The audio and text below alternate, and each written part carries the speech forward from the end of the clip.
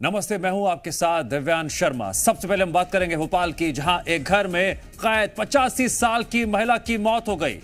घर में 2 दिन बंद रहने से महिला की मौत हो गई। बुजुर्ग महिला को बेटे ने घर में बंद किया हुआ था। घर में ताला लगाकर बेटा बाहर चला गया था। आसपास के लोगों को बदबू आई, शक हुआ। लोगों ने तुरंत पुलिस को सूचना दी। पुलिस पहुंची और घर से महिला का शव बरामद कर लिया गया। तो सपूत बड़ा कपूत, यह बात इसलिए कही जा रही है क्योंकि एक बेटा अपनी मां को घर में अकेला छोड़कर चला गया। बाहर से उसने ताला लगा दिया। राजधानी भोपाल के गोया कॉलोनी में एक बुजुर्ग महिला की घर में मौत हो गई। बताया जा रहा भूख प्यास के कारण जो है इस महिला की मौत हो गई और इस घर में वो बुजुर्ग महिला रहती थी और बताया जा रहा कि बेटा जो है बाहर से ताला लगाकर चला गया और भूख प्यास के कारण बुजुर्ग महिला की मौत हो गई। 2 दिनों तक घर में ही बुजुर्ग महिला अकेली घर में अंदर कैद रही और जिसके बाद आसपास पड़ोस को बदबू आने लगी, तो जिसकी सूचना पुलिस को दी गई और घर में आकर देखा तो बुजुर्ग महिला का शव मिला। क्या कुछ यहाँ पर कितने दिनों से ताला लगा हुआ था? 2 दिन से। कौन कौन यहाँ रहता था? छोटे लड़का रहता था, बहू बेटा। छोटा बहू और छोटी बहू, दोनों बच्चे रहते थे। तो वो क्या बाहर से ताला लगा के चले गए थे? हाँ, बाहर से ताला भी चले गए थे। और अंदर कौन? बुजुर्ग महिला थी? हाँ, अम्मा थी। तो पता कैसे चला कि यहाँ पर अंदर महिला की मौत हो गई? हम देखा था, अम्मा देखने रही थी और अरुण भी दिख रहा था। फिर शाम को बड़ी वाली फोन आया, अरुण ने फोन किया बड़ी भाभी को कि मैं जा रहा हूँ, अम्मा को संभालो, घर संभालो। तो उनका फोन आया, ने कहा आप जाके देख लो। हम लोगों ने जाके देखा तो अम्मा शांत हो। तो देख सकते हैं, कहना है कि जो बुजुर्ग महिला के बेटे और बहू थी वो जो है यहाँ पर बाहर से ताला लगाकर चले गए और 2 दिनों बाद जो है बुजुर्ग महिला की मौत हो गई। बताया जा रहा है कि भूख प्यास के कारण जो है बुजुर्ग महिला की मौत हो गई। कैमरामैन कैलाश मालवी के साथ अनिल नागर, जी मीडिया, भोपाल। इस खबर पर रिपोर्टिंग की है जी मीडिया संवाददाता अनिल नागर ने, जुड़ गए फोन लाइन पर हमारे साथ। अनिल, आपने इस पूरे मामले जो तफ्तीश की है, पता लगाया, क्या निकलकर सामने आया? बेटा जिन परिस्थितियों में मां को छोड़कर चला गया था, क्या पहले भी कभी ऐसा किया था?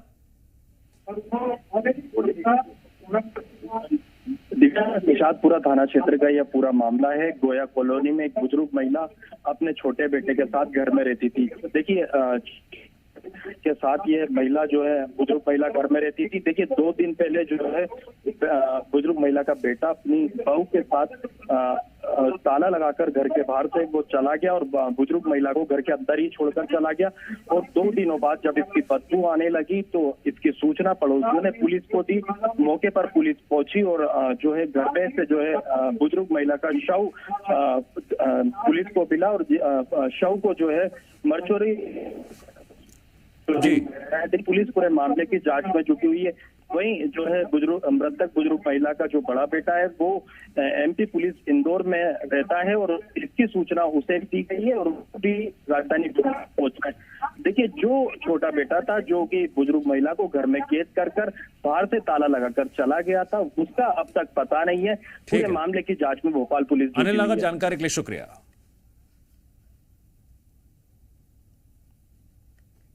मुरैना के इस्लामपुर इलाके में हुए विस्फोट के बाद अब दोनों मां बेटी के शव तो मिल गए। करीबन 20 घंटे के बाद रेस्क्यू के बाद उनके शव मिले। कल दोपहर 12 बजे विस्फोट हुआ था। पुलिस ने दोनों शवों को एम्बुलेंस की मदद से पोस्टमार्टम हाउस भिजवा दिया है। पोस्टमार्टम रिपोर्ट के बाद ही ये पता चल पाएगा कितने घंटे पहले मां और बेटी की मौत हुई थी।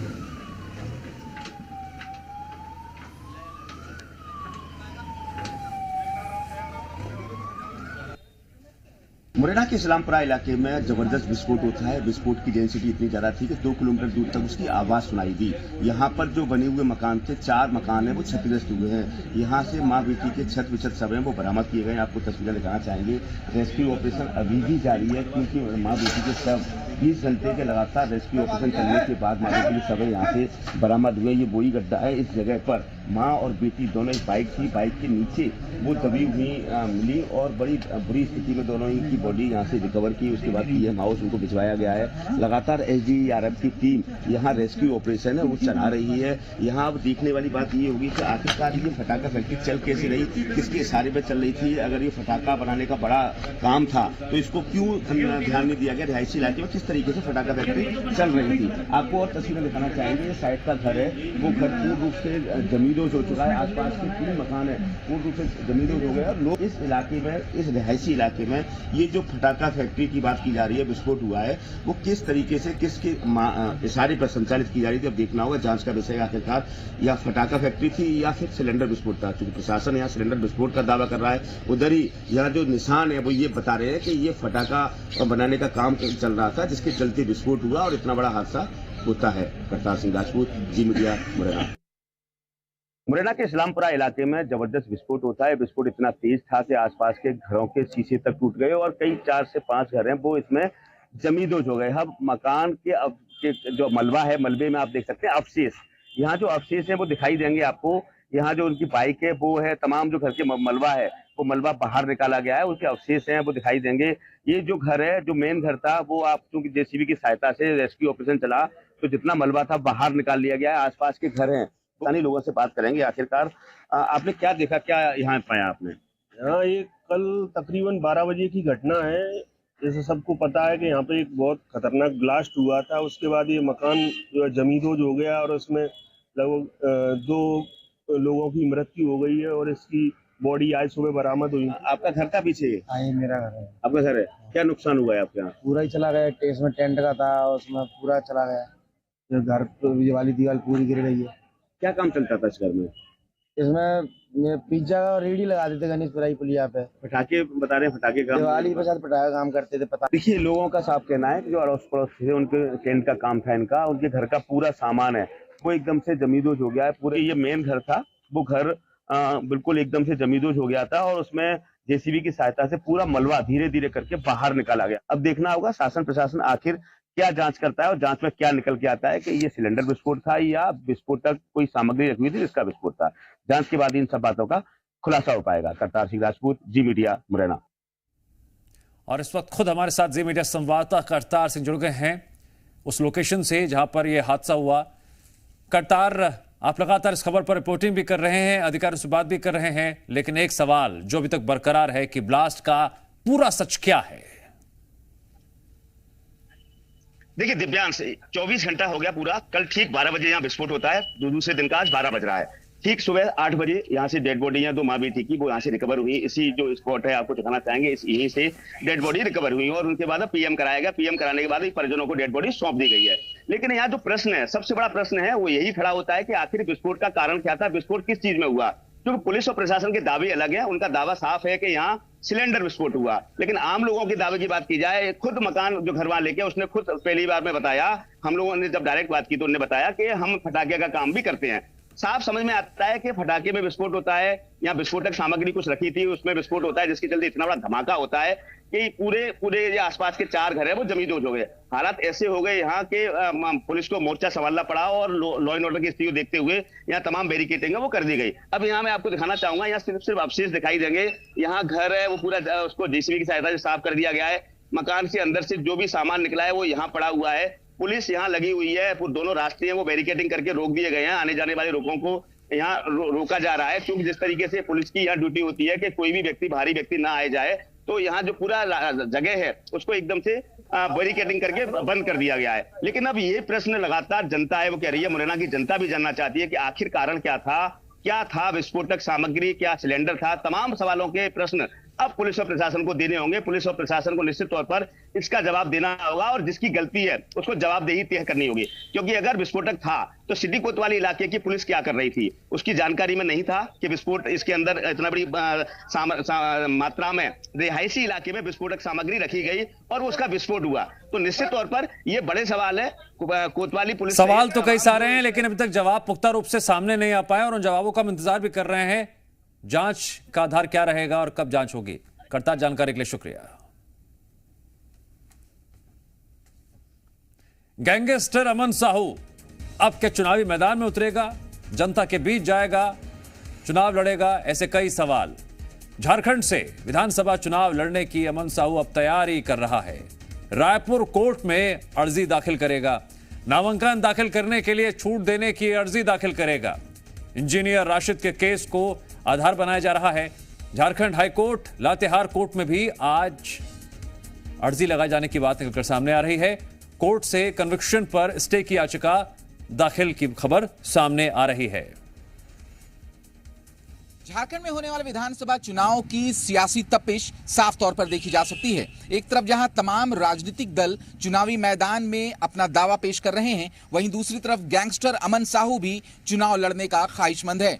दरअसल अमन साहू 2 मामलों पर कन्विक्टेड है और उसी कन्विक्शन के आधार पर उसने कोर्ट में अर्जी दाखिल की है कन्विक्शन पर स्टे लगाने को लेकर। दरअसल अमन साहू ये चाहता है कि कोर्ट उसे परमिशन दे कि वो झारखंड विधानसभा चुनाव में अपनी भागीदारी सुनिश्चित कर सके, यानी वो कंटेस्ट करना चाहता है।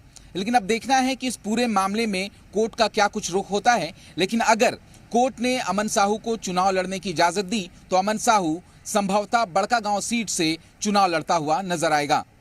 कैमरा पर्सन अरुण के साथ कामरान जलीली, जी मीडिया, रांची। चाह रहे हैं बड़कागांव कंस्टिट्यूएंसी से नॉमिनेशन फाइल करवाती है। हाई कोर्ट से हम लोगों को परमिशन लेना होगा। साथ ही साथ हमारे हाई कोर्ट में एक मैटर है उनका, और एक वहाँ पे लातेहार में एक कन्विक्शन है। वो दोनों कोर्ट्स में अगर कोर्ट परमिट करती है, कन्विक्शन पे स्टे करती है, नवजोत सिंह सिद्धू वाले केस को हम लोगों ने रिलाई किया है, उसके बेसिस पे कन्विक्शन पे स्टे का प्रेयर किया है। अगर आज स्टे हम लोगों को मिल जाता है और छत्तीसगढ़ पुलिस को अगर डायरेक्शन हाई कोर्ट से होता है कि वो जाके हमारा नॉमिनेशन भराए, तो इनको इलेक्शन कंटेस्ट करने का बड़कागांव कॉन्स्टिट्यूएंसी से इन लोगों ने मन बनाया। जी मीडिया संवाददाता राजेश निषाद जुड़ गए हमारे साथ लाइव। राजेश, गैंगस्टर चुनाव लड़ना चाहता है। नामांकन फॉर्म को लेकर भी पहले जो जानकारी सामने आ रही थी, पता चला वो तो डमी फॉर्म था। अब जो वकील कह रहे हैं कानूनी पेच है, कोर्ट तय करेगा चुनाव लड़ पाएगा या नहीं लड़ पाएगा। फिलहाल आपके पास क्या अपडेट है? बिल्कुल निश्चित तौर पे देखिए, जिस तरह से गैंगस्टर अमन साहू के वकील का ये जिस तरह से बयान निकल के सामने आया था, चूंकि डमी फॉर्म वो लेके पहुंचे हुए थे और उसे उन्होंने सीधे तौर पे अमन साहू को भी सुपुर्द कर दिया है, ताकि चूंकि मंशा खुद अमन साहू ने जाहिर की थी, ऐसा खुद उनके वकील का कहना था। लेकिन देखिए, बहुत से अभी भी कानूनी पेच हैं जिसे पार करना पड़ेगा, तब जाकर के अमन साहू चुनावी मैदान पे उतर सकते हैं। जैसे खुद उनके वकील ने ही ये बात कही है कि हमको हाईकोर्ट पे एक आवेदन हम लगा रहे हैं जिस पे परमिशन हाईकोर्ट से हमें लेनी है। हाईकोर्ट से यदि परमिशन मिल जाएगा, उसके बाद छत्तीसगढ़ पुलिस को नामांकन दाखिल करने के लिए अमन साहू को अपने साथ लेके झारखंड जाना पड़ेगा। तो ये सीधे तौर पे अमन साहू के वकील का कहना है। लेकिन देखिए, ये बात साफ है कि गैंगस्टर अमन साहू ने अब विधानसभा चुनाव लड़ने की मंशा जाहिर की है। यही वजह है कि उनके वकील के द्वारा तमाम जो कानूनी प्रक्रिया है वो पूरी की जा रही है। जी राजेश, आप बने रहे हमारे साथ। एक और खबर है जिस पर आगे आपसे हम जानकारी लेंगे। नारायणपुर आईडी ब्लास्ट में शहीद जवानों को रायपुर में सलामी दी गई। मंत्री टंकराम वर्मा ने पुष्पांजलि अर्पित कर जवानों के बलिदान को नमन किया। मंत्री टंकराम वर्मा ने शहीद जवानों को कांधा देकर उनके पार्थिव शरीर को गृहग्राम के लिए रवाना किया। शनिवार को अबूझमाड़ के जंगल में सर्च अभियान चल रहा था और जवान वापस लौट रहे थे। इसी बीच आईडी की चपेट में आने से महाराष्ट्र निवासी आरक्षक अमन पनवार और आंध्र प्रदेश निवासी आरक्षक के राजेश शहीद हो गए। वहीं नारायणपुर के 2 जवान भी घायल हो गए।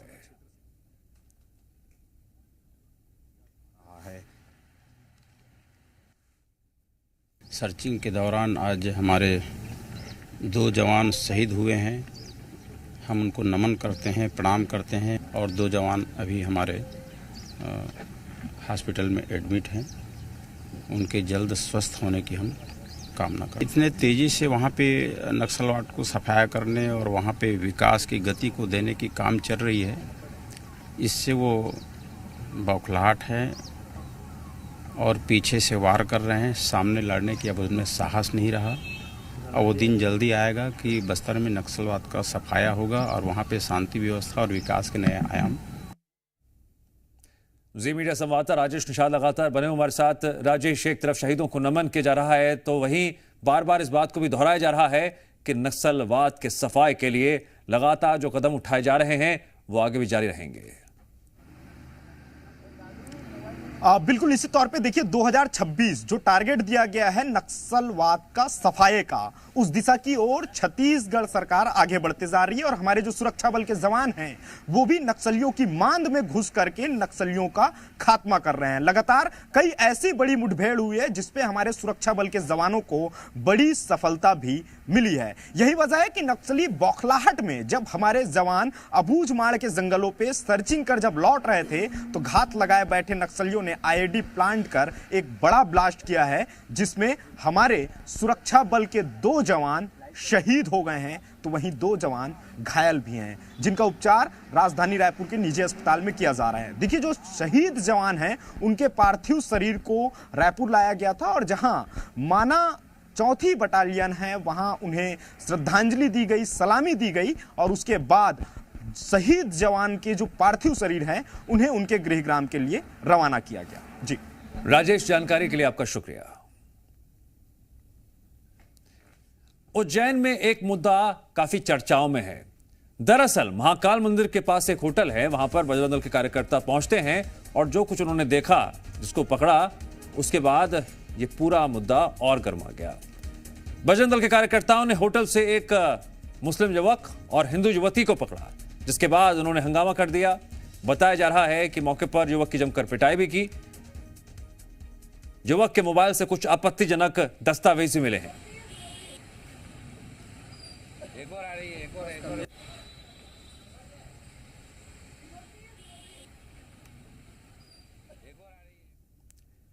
भिंड के अटेर इलाके चंबल के बिहड़ में तेंदुए का आतंक बढ़ रहा है।